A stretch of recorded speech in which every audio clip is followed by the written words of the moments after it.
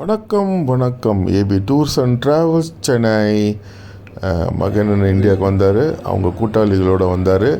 வந்துட்டு முதல் வேலையாக அவருக்கு ரொம்ப பிடிச்சமான பாண்டி முனீஸ்வரன் ஐயாவோட கோயிலுக்கு போய் அங்கே ஒரு ஆடு வாங்கி அங்கே ஒரு 30-40 பேருக்கு சாப்பாடு கொடுத்துட்டு அப்புறமா அவரோட தன்கிட்ட வேலை செய்கிற ஒரு ஊழியரோட கல்யாணத்துக்கு போய் கலந்துக்கிட்டாருங்க. அந்த கல்யாணம் ரொம்ப சிறப்பாக நடந்தது. அந்த கல்யாணம் முடிச்சுட்டு அங்கே விருந்துலேயும் கலந்துக்கிட்டு பெருமைப்படுத்திட்டு போனாருங்க. ரொம்ப சந்தோஷமாக இருந்துச்சு.